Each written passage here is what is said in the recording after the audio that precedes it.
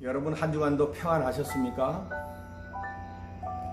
오늘 이 시간에는 우리가 왜 신앙을 가져야 하는가 하는 근본적인 문제에 대하여 한번 고민하고 생각해 보는 시간을 갖도록 하겠습니다. 우리가 예전에는 하나님을 알지 못하였습니다. 그렇기 때문에 하나님께 예배하거나 기도하거나 하나님께 삶을 맡기고 의지하지 못했습니다. 말 그대로 우리는 육신을 위해서, 내 육신을 위해서, 육신의 오간을 통해서 얻어지는 문화와 재물들, 세상 영광을 얻고자 우리는 하루에 24시간이 부족할 만큼 열심히 땀 흘리고 수고하였습니다. 그리고 과연 수고한 그 열매들을 지금 현 시대에 우리는 누리고 있을 것입니다. 우리가 하나님을 알지 못했을 때는 하나님을 섬길 수가 없습니다. 다시 말하면 영적 생활이 이루어지지 아니하는 것입니다. 그럼에도 불구하고 우리 하나님께서는 사람을 창조하실 때 영적인 존재로 지으시고 영혼을 사모하는 마음을 하나님이 주셨다. 이렇게 성경은 기록하고 있습니다. 그렇기 때문에 우리는 보이는 육신이 전부가 아니라 육신이 생을 다하고 한 줌의 흙으로 돌아갈지라도 우리 육체에 보이지 아니하는 나, 곧 이 육체를 지배하고 다스리고 움직였던 나, 이 보이지 아니하는 영혼이 바로 하나님 앞에 돌아가야 할 존재인 것입니다. 짐승은 사람과 달리 육체만을 가지고 있습니다. 그래 육체가 살 수 있는 생의 본능을 하나님이 주신 것입니다. 짐승은 가르치지 아니하여도 출생할 때부터 바로 어미의 젖을 빨고 또 금세 성장합니다. 사람보다 훨씬 빠르게 성장합니다. 그리고 그 짐승은 그와 같이 하나님이 지으신 목적을 따라 육체에 그와 같은 기능을 다한 후에는 늙어 죽든지 아니면 병들어 죽든지 또 아니면 잡혀 죽든지 짐승은 그럼으로 인해서 생을 다하게 되고 짐승에게 부여된 그 각호는 혼비백산돼요. 말 그대로 100개로 쪼개져서 다 소멸돼 버립니다. 짐승의 육체는 흙으로 지어졌기 때문에 흙으로 돌아가고 그 육체를 지배했던 그 각호는 그 본능과 같은 이와 같은 성질의 그 존재는 바로 흩어지고 다 100가지로 쪼개져 없어져 버리고 소멸돼 버린 것입니다. 그러나 사람은 짐승과 달리 완전한 지정의 인격을 가지고 있는 영적 존재로 지으셨습니다. 창세기 장 10절에 하나님이 흙으로 사람을 지으시고 그 코에 생기를 불어넣으시니 사람이 생명이 된지라 이렇게 했습니다. 다시 말해 사람은 살아있는 바로 육체적인 존재만이 아니라 생기를 불어넣었다고 했어요. 여기서 말하는 생기는 어떤 사람은 호흡을 불어넣었다고 이야기하는데 그건 숨쉬는 호흡을 불어넣는 것이 아니고 그건 영을 불어넣었다는 거예요. 영을. 만일 하나님께서 흙으로 사람을 지으시고 그 사람을 어떤 사람의 형체, 그 몰골을 지어놓고 생기를 불어넣으실 때 코에 숨을 불어넣어서 사람이 움직일 수 있는 바로 생명이 사는 존재가 되었다 이렇게 생각한다면 그것은 성경을 깊이 상고하지 않기 때문에 그러한 해석을 가져왔다고 저는 생각합니다. 왜냐하면 사람의 육체나 짐승의 육체나 일반이거든요. 하나님 같이 흙으로 재질을 담아서 지으신 거예요. 그런데 짐승에는 생기를 불어 넣은 적이 없습니다. 하나님 흙으로 짐승을 지으실 때 그 짐승은 말 그대로 그 짐승은 본능적인 생의 욕구를 가질 수 있는 생명의 욕구를 가지고 있는 존재로 하나님이 지으셨어요. 생기를 불어넣지 않아도 흙으로 짐승을 지으시는 그 순간부터 지금 마치 이 본능적으로 먹을 것을 찾고 또 자기의 거해야 할 거처, 집을 마련하고 그리고 또 목이 마르면 마시고 피곤하면 자야 하는 육체의 지극히 본능적인 이와 같은 성질을 짐승이 갖도록 하나님 하신 것입니다. 그러나 짐승과 사람이 다른 것은 하나님이 사람에게 생기를 불어넣었다는 거예요. 이건 호흡을 불어넣었다는 말이 아니고 그 완전한 지정을 가지고 있는 사람인데 그 사람에게 생기를 넣었다. 레셔나 히브리어 생기를 넣었다. 레셔나 이건 영입니다. 영을 불어넣으니까 살아있는 영적 존재가 되었다. 이렇게 이야기하는 것입니다. 그래서 사람은 짐승과 달리 영혼을 사모하는 마음을 하나님이 주셨다고 했습니다.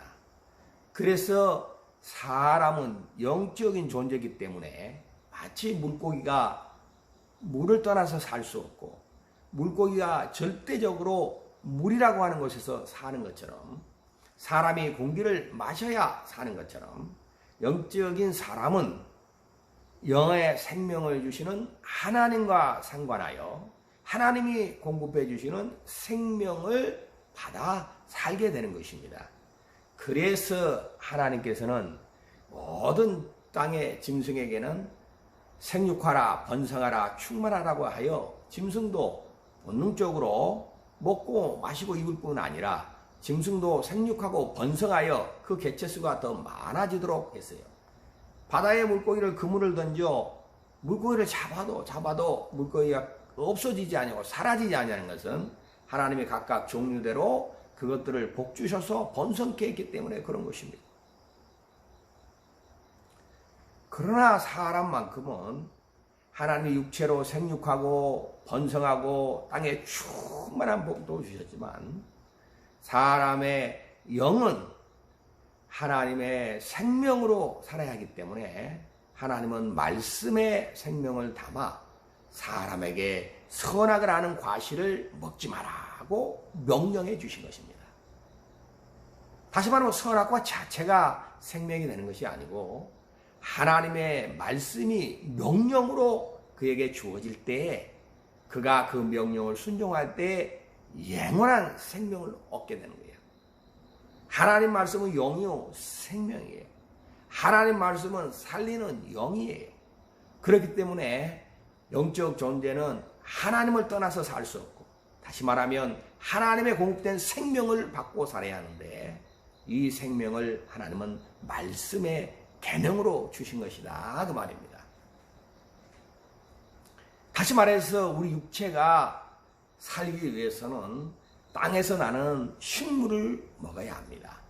우리가 식물을 취할 때 그 안에는 각각 영양소가 있어서 그가 식물을 취함으로 인해서 영양분이 우리 몸속에 살과 뼈가 되어지고 건강과 힘을 공급해 주는 것입니다. 에너지를 얻게 한다 그 말입니다.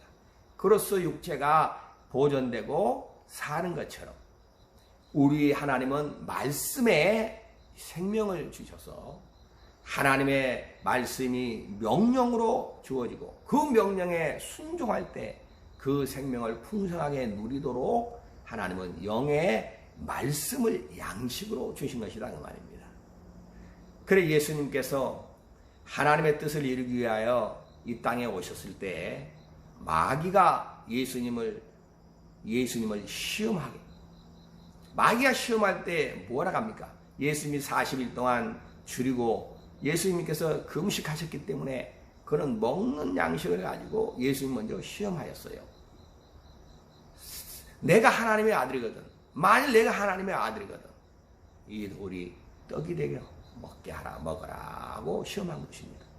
그때 예수님 말씀하기를 사람이 떡으로만 살 것이 아니요 하나님의 입에서 나는 모든 말씀으로 살 것이니라 하고 예수님은 단호하게 말씀으로 마귀의 시험을 이기셨다고 했습니다.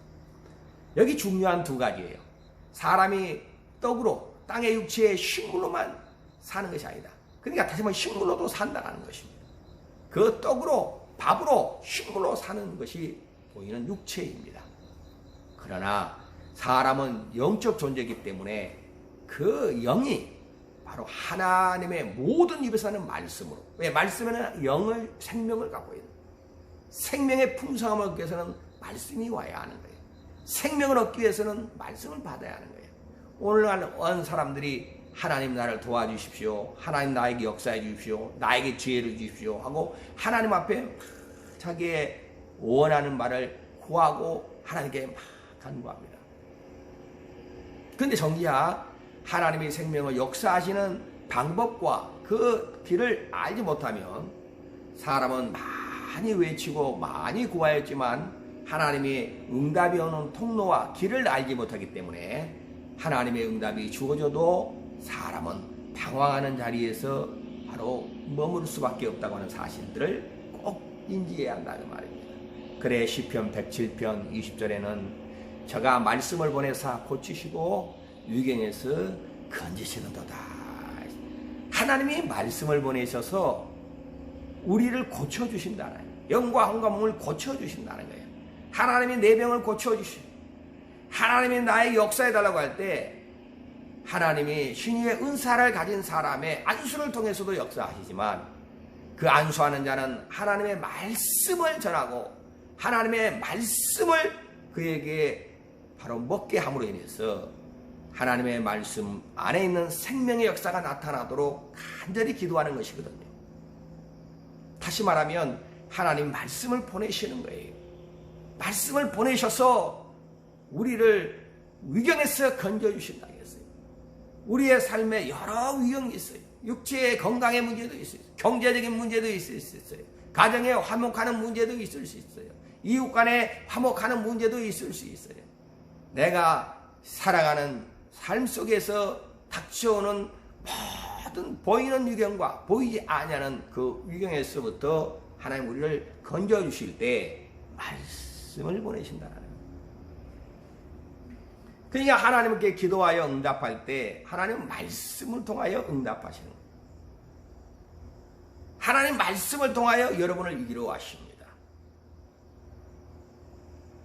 우리가 하나님을 실망하지 말아야 할 것은 생명을 말씀으로 주어야 한다는 걸 알고 우리가 생명의 궁핍함을 얻거나 우리 가운데 육신의 저주가 임하거나 나타나거든 생명을 풍성케 하신 주님을 믿는다면 주께서 하신 그 말씀 오늘 기록되어 우리 가운데 쟁쟁히 들려주시고 양식이 되게 하신 하나님의 말씀을 상고해야 하고 그 말씀을 깊이 묵상하고 그 말씀을 열렬히 사모하고 그 말씀을 받들어 순종한다면 놀라운 역사가 일어납니다.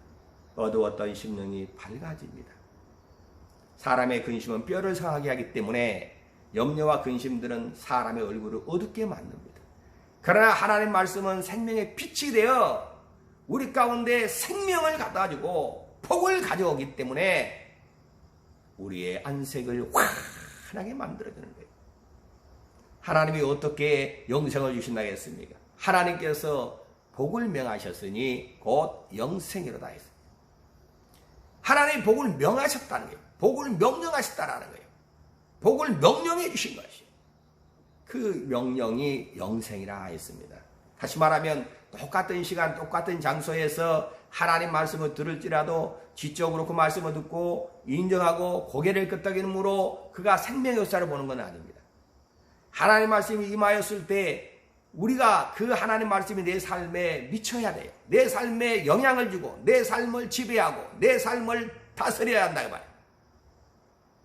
그때에 내가 하나님 말씀에 순종하는 그때에 믿음에 따르는 표적이 있는 거예요. 순종하는 자에게 복이 따라와요.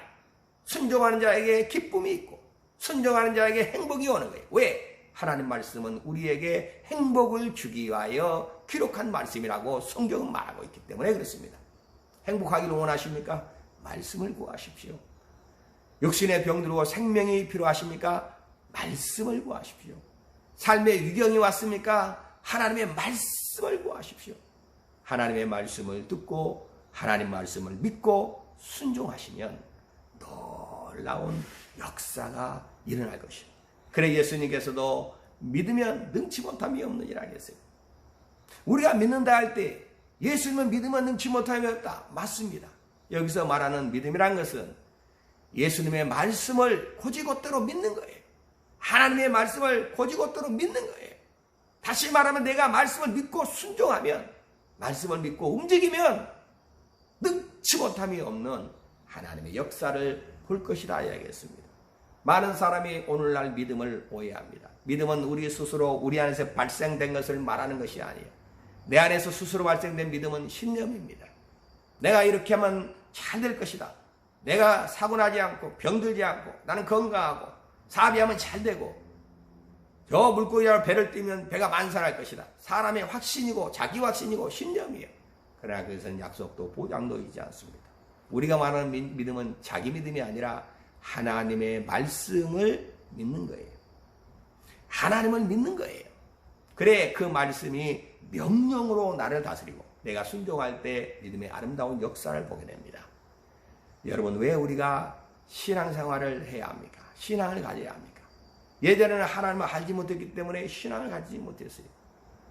하나님을 알려주는 사람도 없었고 혹 막연하게 하나님이 계시겠지, 하나님이 계신가 봐 하고 했을지라도 그 하나님이 살아계셔서 나와 어떠한 관련이 있는지 직접적으로 어떤 관계에 있는지를 알지 못하였기 때문에 신앙을 갖지 아니하였다 그 말입니다. 그때에는 에베소서 2장 1절 2절에도 우리의 죄와 허물로 죽었던 너희를 살리셨다 했으니 우리가 죄로 허물로 죽어 있었던 때라. 영이 죽어 있었기 때문에 신앙생활, 하나님을 섬기는 생활을 할 수가 없었던 것입니다. 그러나 우리는 예수 그리스도 안에서 우리가 영원히 제3을 얻고 영원히 다시 한번 태어나는 놀라운 은혜를 경험하게 되었습니다. 하나님의 성령으로 말미암아 증거된 진리를 받아들임으로 예수의 복음을 받아들임으로 우리 자신들은 영혼의 모든 죄에서부터 자유를 얻고 우리는 죄와 사망의 법인 율법에서부터 해방을 받은 자가 되었어요. 그 순간 우리는 하나님의 아들, 딸로 거듭나는 역사가 있었습니다. 그래 예수께서도 너희가 물과 성령으로 거듭나지 아니하면 하나님 나라를 볼 수 없느니라 하겠습니다.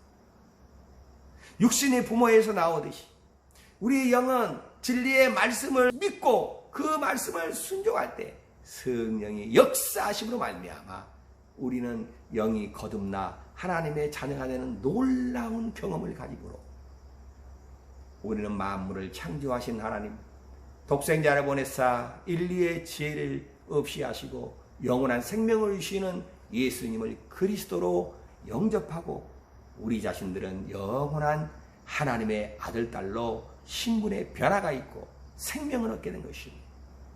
이때부터 우리가 신앙생활이 시작됐어요.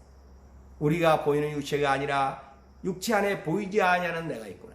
육체를 주장하고 육체를 움직이고 육체를 일하겠던 그 존재가 보이지 않은 내 안에 생각과 마음으로 육체를 다스리고 지배했던 영적인 녀석, 바로 영혼이 있구나 하는 것을 깨닫게 된 것입니다. 신앙생활은 영적인 생활입니다. 영혼을 위한 생활입니다. 육신이 있다 생각하고 60만을 전부로 살았던 옛날에 하나님 없이 죄악 가운데 살았던 삶을 이제는 족한 줄로 알고 영혼이 진정한 나요. 육체는 옷과 같은 존재라. 언제든지 옷은 벗어버리면 나와 이별해야 하는 것처럼 육체는 언젠가는 벗어날 일이 있지만 영혼은 영존하는 생명체로 하나님과 관계하고 하나님의 생명과 말씀으로 생명과 영생을 얻어 하나님의 그 예비하신 나라에서 우리 하나님과 함께 영원히 하나님과 영광 중에 거하게 된다고 하는 놀라운 하나님의 약속과 은혜와 복을 오늘 우리 모두가 다시 한번 되새기면서 하나님이 베풀어 주신 은혜를 감사하고 내가 영적 존재이기 때문에 내가 영혼을 위해서 신앙생활을 해야 하는구나. 아, 내 영혼을 위해서 하나님과 관계하고 하나님을 신뢰하고 하나님의 말씀을 순종함으로 내 신앙생활이 시작되는구나.